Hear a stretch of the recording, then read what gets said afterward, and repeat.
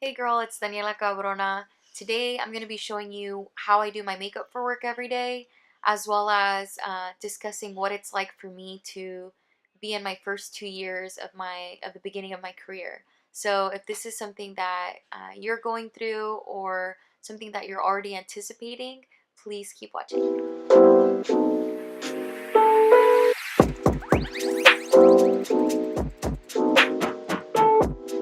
So I'm not going to be going in detail with the products. I'm more so just going to be showing you how I do my makeup and how simple and how put together it can still end up looking. Because I want to be able to, talk to you about um, the post grad life, right? So I moisturize my face and then I go to the gym in the morning. So again, very practical stuff. I wash my face after and then I prep it with moisturizer and then eye cream. And then I do sunscreen as well. So yeah, so I'll just start doing my primer. I'm in my second year. Hold on, 2017, 2018. I'm going on my third year of being out of college and into my career. So I'm in sales and marketing. What I did was I actually interned at the company that I work for now, which is like huge. Like you should intern for a company you want to work for. That way, one, you can see how it really is in real life, and two, if you have the opportunity to actually work there. I'm putting on my foundation now. I did my primer. It's like a little bit of primer, and now I'm going to do my foundation. In my first year, because of the company I was working for, it really depends on the company you're working for. My first year was very just like, hey, just learn what you can.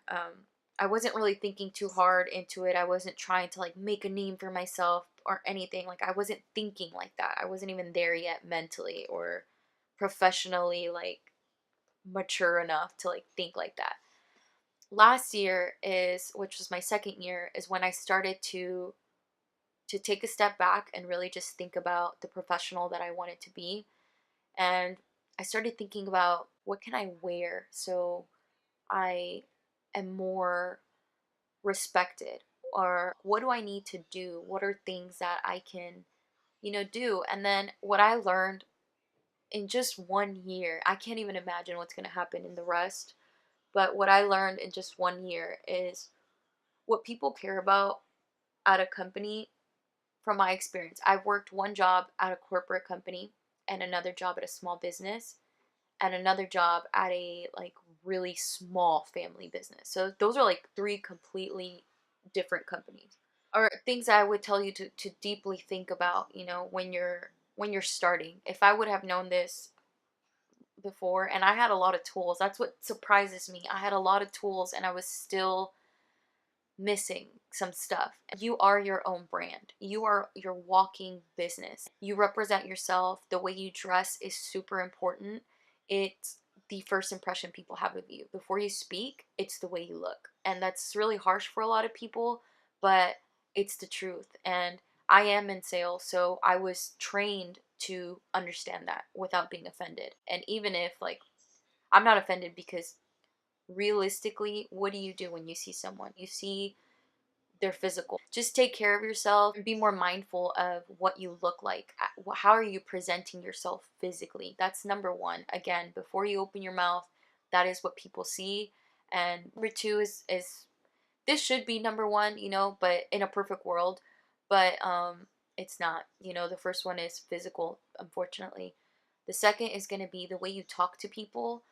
The most successful people, as I've read so many books, and I'm sure you have too, but the most successful people know how to work with people. Just understanding that you can't do something alone is going to get you so far.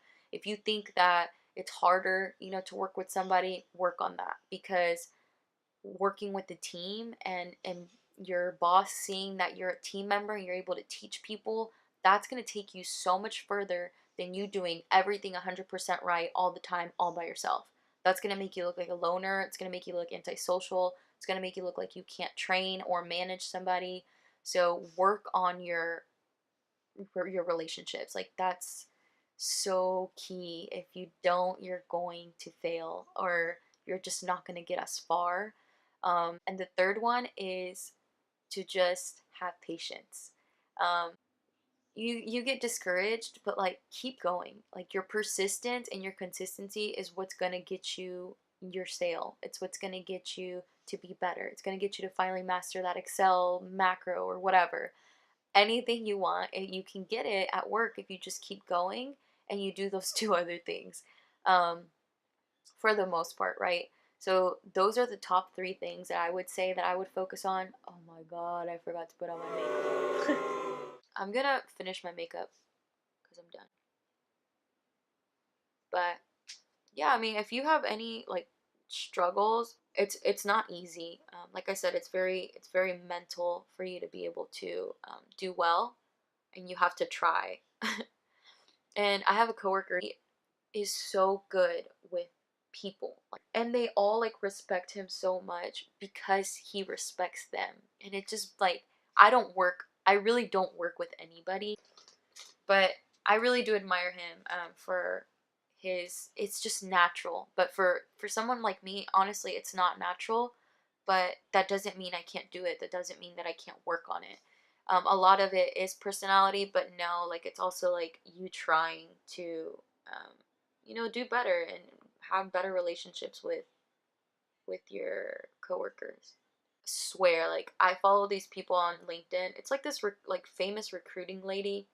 She's so motivational, but she always says she's like people don't leave companies, they leave people. That's who they leave. It's not the company, not the paycheck, like it's not all of that stuff. It's always people that they can't get past that causes them to leave. So think about that. I mean, if you're like that one person that makes somebody else's life a little bit difficult, um, try not to.